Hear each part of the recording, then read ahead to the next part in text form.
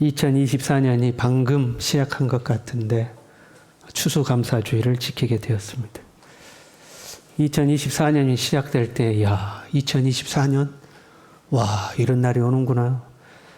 왜냐하면 저희 어렸을 때 2024년이면 막 엄청난 세상이 온다고 만화에서 이렇게 나오고 그랬거든요. 2024년이 됐네. 2024년. 와, 그랬는데 이제 2024년도 벌써 지나가고 추수감사주일입니다. 2024년만 이렇게 지나가는 것이 아니라 우리의 인생이 이렇게 금방 지나가는 것 같습니다. 여러분, 올 한 해는 어떠셨습니까? 여러분의 인생은 어떠셨습니까? 삶의 기본 단위는요, 시작과 끝이 있는 기본 단위는 하루입니다. 하루를 시작하고 하루를 마치게 되죠. 한 주를 시작하고 한 주를 마치고, 한 달을 시작하고 한 달을 마치고, 그리고 1년을 시작하고, 그리고 평생을 시작했다가 한 평생을 마치게 됩니다. 이 하루라는 날이 우리의 평생을 보여줍니다. 여러분, 하루가 마음대로 되든가요? 하루가 계획한 대로 되든가요? 하루도 내 마음대로 안 돼요. 마찬가지로 우리의 평생이 내 마음대로 안 되는 겁니다. 다 건강하고 싶죠. 그런데 다 건강할 수 없는 것이 현실입니다. 우리의 몸이 늙어가는데 어떻게 건강할 수가 있습니까? 나이가 들고 몸이 늙어가는데 어떻게 다 건강할 수 있어요? 시간이 지날수록 우리의 육체는 약해지고 이런저런 이유로 숨을 거두는 것이 우리의 육신입니다. 2023년 3월 말 기준으로요, 통계청과 국민연금공단, 건강보험공단에서 공동조사를 했어요. 대한민국 인구 총 인구수가 5,180만 1,449명이었습니다. 5천만이 넘어야 5,100만이죠. 5,180만이니까 거의 5,200만 명 됩니다. 그 중에 70대가 172만여 명, 80대가 60만여 명, 90대가 6만여 명이었습니다. 여러분, 100세를 산다고 하지만 실제로 100세를 사는 사람은 별로 없습니다. 75세, 여러분 현재 나 75세 손 들어보세요. 75세. 한정열 장로님 친구들이 이 땅에 18만 2,172명이 있습니다. 75세가 18만 2,172명. 대한민국 5,180만 인구 중에 76세가 되면 17만 1,000명으로 떨어져요. 80세가 되면 10만 2,370명이 됩니다. 80세. 80세 한번 손들어 보시랍니까? 우리 중에 80세 없네요. 81세가 되면 9만 7천, 82세가 되면 9만 1천, 83세가 되면 7만 5천, 84세가 되면 6만 5천, 85세가 되면 5만 2천. 85세 친구들이 우리나라에 5만 2천 명 계셔요. 5만 2천 명. 그리고 쭉쭉쭉 떨어져 가지고 89세가 되면 2만 4,019명. 몇 분 안 계셔요. 89세가 되면. 90세가 되면 1만 6천 명. 91세 12,396명, 92세 9,000명, 93세 7,200명, 94세 5,100명, 점점 줄어들죠. 95세 3,900명, 줄어서 99세가 648명이 있습니다. 우리나라 5,180만 인구 중에. 그러니까 100세 산다고 하는데 99세 사신 분이 1,000명도 안 돼요, 우리나라에. 대충 감 오시죠? 내가 얼마 남았구나. 이제 감 오시죠? 70세 생존 확률이 86%라고 그럽니다. 100명 중에 70세가 돼도 86명이 살아 계신다는 거예요. 75세가 되면 생존 확률이 54%입니다. 100명 중에 46명이 돌아가셔 버렸어요. 75세가 되면. 80세가 되면 생존 확률 30%. 80세가 되면 70명 돌아가셔 버렸어요. 85세가 되면 생존 확률이 15%입니다. 85분 다 돌아가시고 15명밖에 안 남았어요. 90세가 되면 생존 확률이 5%밖에 안 됩니다. 100명 중에 95명은 다 돌아가신다는 거예요. 이렇게 99세까지 사시는 분들도 있는데 확률적으로 건강하게 살 수 있는 평균 나이는 76세에서 78세랍니다.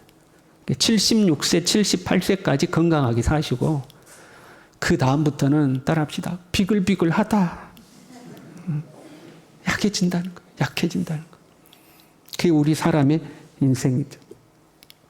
여러분 오늘 하루 특별히 병 생기지 않았으면 감사하시길 바랍니다. 오늘 하루 아무 사고 없이 오늘도 넘겼다 그러면 감사하시길 바랍니다. 다 건강하게 살기를 원하는데 우리의 흙에서 나온 몸이 그게 안 된다 이 말이에요. 다 풍요롭게 살기를 원합니다. 그러나 다 풍요로울 수 없는 것이 현실입니다. 할 수만 있으면 다 여유롭게 살기를 원합니다. 그러나 다 그렇게 못 사는 거예요. 제가 만약에 능력이 있다면 여러분들 다 잘 살게 만들어주고 싶어요. 할렐루야. 저 가끔 생각하거든요. 가끔 이제 혼자 상상을 해요. 어떻게 생겼는지는 몰라도 아무튼 저한테 수천억의 돈이 생겼어. 뭐 상상하는 거니까 그냥 수조 원이 생겼다고 쳐요. 그냥 상상하는 거니까. 가끔 그러니까 김 집사도 집 한 채 사주고 이 집사도 한 채 사주고 조 집사도 한 채 사주고 박 집사 서운하니까 박 집사도 한 채 사주고 할렐루야. 그냥 상상하는 거예요. 혼자 상상하는 거예요. 그리고 우리 청년들, 우리 교회 자녀들 앞길 잘 열리지 않는 청년들 있으면 그냥 가게 하나씩 탁탁 내주고 뭐 아직은 뭐 남 밑에서 일하지 말고 네 사장 해라 하고 탁 해주고 얼마나 좋아요. 그런데 현실은 그렇지가 못해요. 위대한 지도자 모세도요. 우리의 연수가 70이요 강건하면 80이라도 그 연수의 자랑은 수고와 슬픔뿐이라고 했어요. 살아보니까 남는 것이 수고와 슬픔뿐이구나. 그게 우리의 인생입니다. 오늘 추수감사주일이에요. 신앙의 자유를 찾아 떠난 청교도들이 다음 해에 수확을 거두고 나서 하나님께 영광을 돌린 날입니다. 구약 성경에 추수를 마치고 장막절을 지켰던 것처럼 우리는 이제 한 해를 마치고 하나님의 은혜에 감사하는 날로 추수감사주일을 지키고 있습니다. 여러분 2024년 어땠습니까? 좋았습니까? 평안했습니까? 형통했습니까? 강건했습니까? 무탈했습니까? 원하는 거 다 이뤘습니까? 아멘이 하나도 안 나오는 거 보니까 아무도 못했어. 우리 중에는요, 온치 않은 질병이 찾아온 분들이 있습니다. 수술을 하신 분도 있습니다. 아직까지 병상에 오랜 동안 누워 계시는 분도 있습니다. 가족을 먼저 하나님 품에 떠나보낸 분도 있습니다. 자녀들 문제로 고심하며 눈물 짓는 분도 있습니다. 물질의 문제로 치열하게 전쟁하듯이 하루하루를 힘겹게 살아가는 분들도 있습니다. 우리의 하루가, 우리의 2024년이 이러할진데 어떻게 하나님께 감사할 수 있는가 하는 거예요. 추수감사주의를 처음 지켰던 청교도들은요, 그의 겨울을 보내면서 50명이 죽어 나갔습니다. 102명이 갔는데 그 중에 절반이 추위와 굶주림에 죽어버렸어요.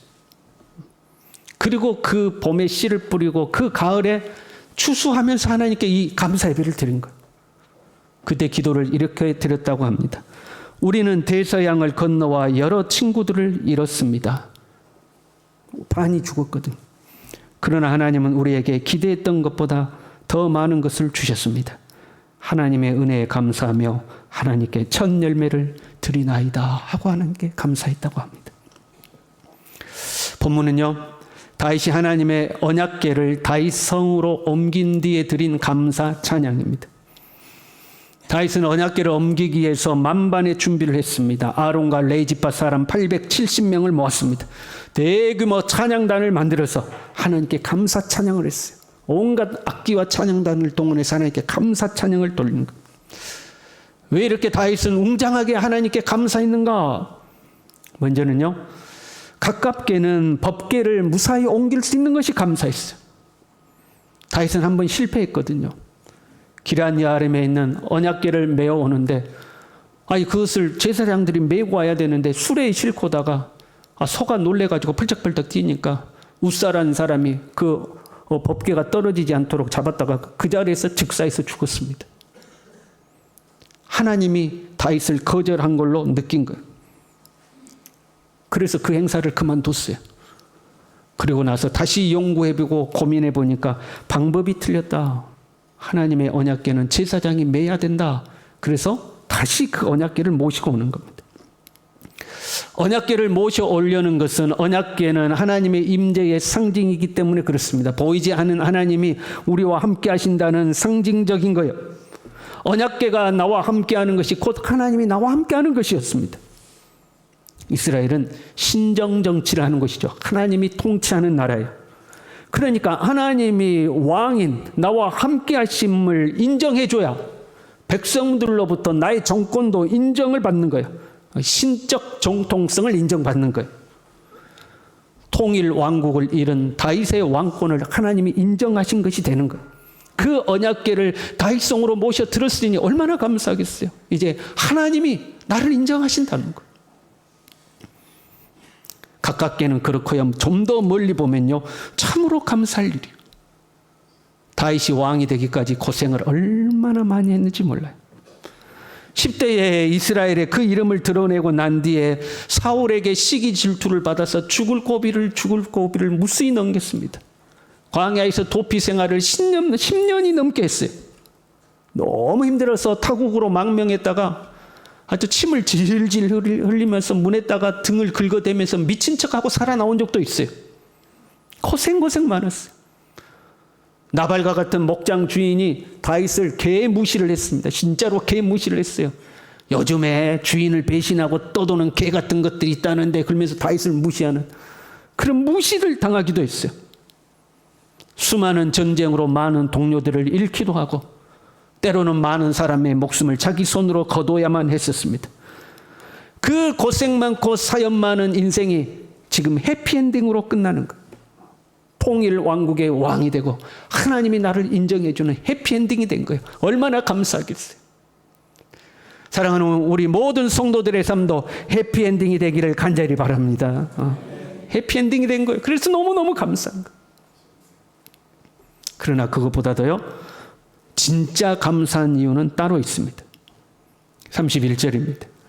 하늘은 기뻐하고 땅은 즐거워하며 모든 나라 중에서는 이르기를 여호와께서 통치하신다 할지로다. 다윗은 자신의 인생이 하나님의 통치 아래 있다는 것을 깨달았어요. 하나님이 통치하신다는 것.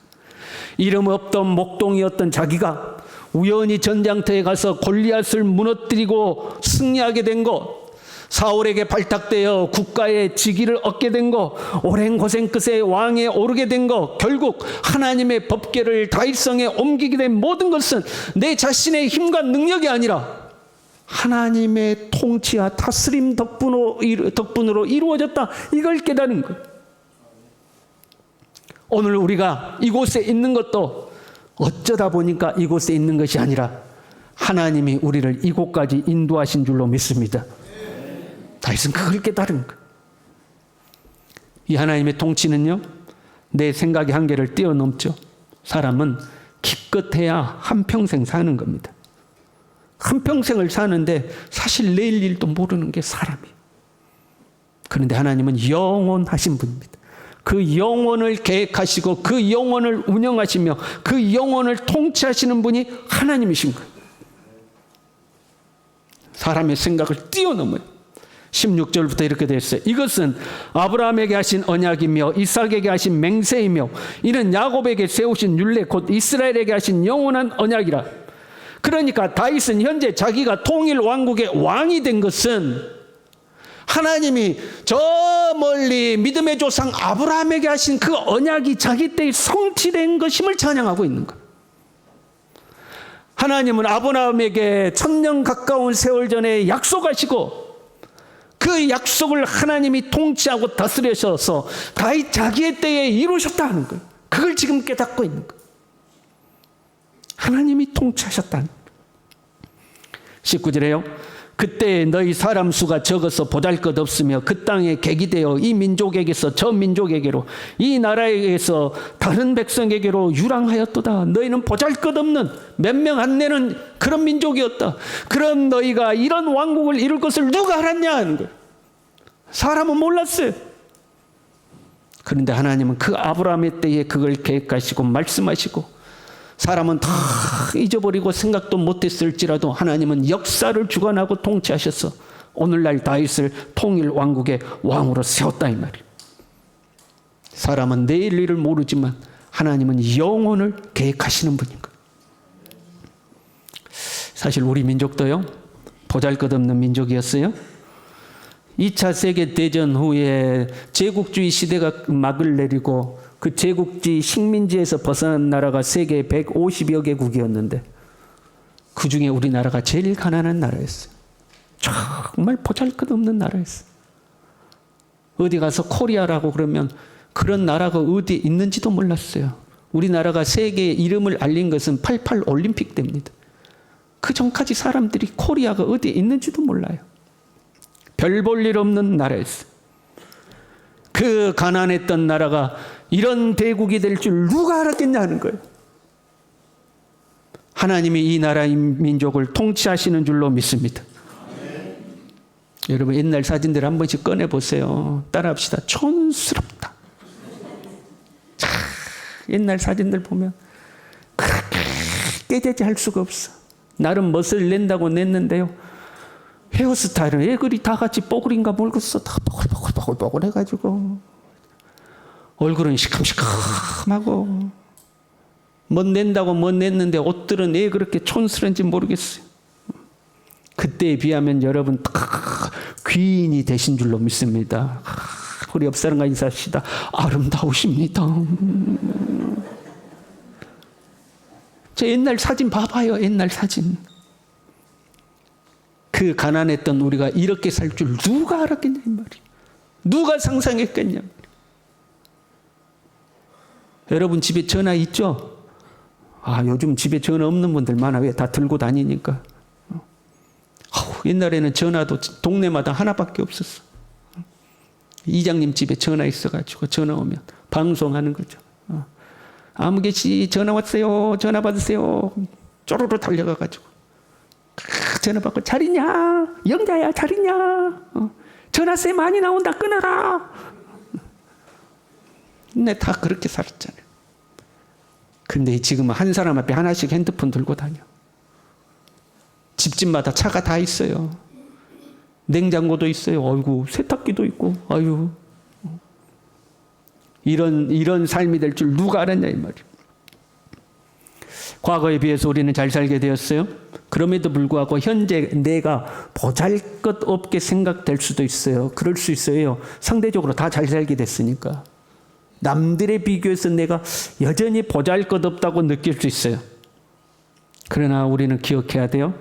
하나님은 우리를 향한 계획이 있으시며 하나님이 우리의 인생을 다스리시는 줄로 믿습니다. 하나님은 우리의 평생을, 그 평생을 넘어서 대를 이어서 우리를 축복하시는 분인 줄로 믿습니다. 여러분 누가 알겠습니까? 우리의 자녀들 중에 위대한 지도자가 나올지 다윗과 같은 왕이 나올지 누가 알겠어요? 누가 그 홀로 방황하는 거들떠 보지 않는 아브라함의 후손에서 위대한 다윗 왕이 날지 누가 알겠어요? 그 다윗을 통해서 온 인류의 구원자 되시는 예수 그리스도가 태어날 줄을 누가 알았겠냐 이 말이에요. 우리 옆 사람과 다시 인사합시다. 당신 알아? 우리 후손 중에 왕이 나올지 몰라. 인사하기 너무 긴가요? 누가 알겠냐 이 말이에요. 하나님께서 우리의 후손 중에 다윗과 같은 위대한 인물을 만들어내시는 줄로 믿습니다. 하나님이 하신다는 거. 지금은 문제도 많을 수 있어요. 내 삶에 일이 잘 안 풀려요. 걱정거리도 많아요. 그럼에도 불구하고 하나님은 우리를 다스리고 계시는 거. 다 지나고 나면요. 그때는 그렇게 힘들었던 문제도요. 지나고 나면 하나님이 다 도와주셨다. 하나님이 다 우리를 인도하셨다. 이 고백이 나오는 거예요. 걱정하는 것 중에 큰 걱정은요. 보면 자녀들 걱정 많이 해요. 생각만큼 자녀들이 잘 안 풀리죠. 제가 봐도 그래요. 우리 자녀들도 봐도 그렇고. 생각만큼 자녀들이 신앙생활 열심히 하는 것도 아니에요. 그런데 여러분요. 야곱과 에서는 우리보다 엉망이었어요. 야곱의 12아들들이요. 엉망이었어요. 엉망이었어요. 차마 입에 담지 못할 그런 못된 짓도 많이 했어요. 그럼에도 불구하고 하나님은 그들을 통해서 이스라엘이라는 나라를 세우시고 그 중에서 다윗이 나오고 그 다윗의 후손으로 예수 그리스도가 이 땅에 오시는 거예요. 하나님께서 우리의 자녀들도 통치하고 다스리신 줄로 믿습니다. 하나님의 이 통치를 우리가 깨달을 때에 하늘은 기뻐하고 땅은 즐거워하며 우리는 하나님께 감사 찬양을 할 수 있는 것. 나이가 드니까 우리 어르신들 중에 죽을 것 걱정하신 분들이 있어요. 여러분, 뭐가 걱정이요? 이 험악한 삶도 살아냈는데 사는 것이 힘들어요? 죽는 것이 힘들어요? 따라합시다. 확 죽어버리면 된다. 이 험악한 세월도 수십 년을 살아냈는데 죽는 걸 뭐 걱정하십니까? 지금까지 우리를 인도하신 하나님이 죽을 때까지 인도하실 줄로 믿습니다. 죽을 때가 되면 하나님이 천사를 보내셔서 우리의 영혼을 영접하셔서 하나님 나라로 이끌어 가시는 줄로 믿습니다. 가끔 하나님이 저에게 그걸 보여주세요. 꼭 성도님 중에 누가 하나님의 부름을 받으면 하나님이 저에게 꿈에서 보여주듯이 환상으로 보여주셔. 그래서 하나님 나라가 있음을 확신시켜 주셔. 따라합시다. 걱정하지 말고 잘 먹고 살다가 확 죽어버리자. 아파갖고 피하지 마시고 그냥 때가 되면 할렐루야 하고 하나님 나라 가시길 바랍니다. 하나님 우리를 이끌어 가시는 거. 여러분, 올해 힘들고 어려웠습니까? 고생도 많고 힘든 일 많았습니까? 지금도 막막하고 답답한 일이 있습니까? 그럼에도 불구하고 하나님이 우리를 다스리고 통치하심을 믿으시길 바랍니다. 우리가 보기에 막막한 거예요. 하나님 우리를 다스려 가고 있는 거예요. 하나님의 뜻대로 이루어져 가고 있는 거예요. 아브라함이 늙음하게 하나님 앞에 부름받았어요. 고생 많이 했어요. 낯선 땅에서 고향 땅을 떠나서 낯선 땅에 가서 고생 많았어요. 여러분, 그 고생이 잘못된 고생이었습니까? 야곱은 장자의 축복 한번 얻어보려고 아버지 속였다가요 20년 넘는 세월을 고생했어요. 여러분, 그 고생이 잘못된 것이었습니까? 욥은 믿음으로 살았습니다. 신실하게 살았습니다. 그럼에도 불구하고 하루아침에 온갖 고난과 재난이 찾아왔습니다. 하지만 그 욥의 고난은 하나님의 섭리와 인도 속에 있었어요. 요나가 고생한 거 잘못된 겁니까? 아니잖아요. 예수 그리스도의 십자가 고난이 잘못된 거냐? 아니잖아요. 비록 우리가 때로 고생을 할지라도 결국 하나님의 뜻이 이루어지는 줄로 믿습니다. 우리가 그걸 믿으면 기뻐할 수 있는 거예요. 즐거워할 수 있는 거예요. 하나님께 감사할 수 있는 거예요. 우리 다 같이 하겠습니다. 하나님 감사합니다. 예. 지금은 내가 고생해도 하나님이 다 통치하시는 거예요. 신앙생활 잘못하면요 10년을 하고 20년을 하고 30년을 했어요. 근데 신앙생활 잘못하잖아요. 하나님의 통치하심을 믿지 못하잖아요. 저 멀리 보지 못하고 당장 코앞만 쳐다보잖아요. 그러면 이런 소리 하는 거예요. 내가 해봤는데 답 소용없더라고. 나도 교회 다녀봤는데 별거 없더라고. 교회 열심히 가서 봉사하고 예배 드려도 별 볼 일 없더라고. 아니요. 하나님은 영원히 통치하시는 분인 줄로 믿습니다. 하나님의 법은 변함이 없어요. 14절에 그는 여호와 우리 하나님이라 그의 법도가 온 땅에 있도다. 우리의 눈에 보이지 않지만 하나님의 법도가 이 땅을 다스리는 거예요. 하나님이 너희는 그의 언약 곧 천대에 명령하신 말씀을 영원히 기억할지어다. 하나님의 말씀은 영원하신 말씀이요. 하나님은 그 말씀대로 우리의 삶을 통치해 가시는 거예요. 우리를 향한 하나님의 계획이 진행 중이에요.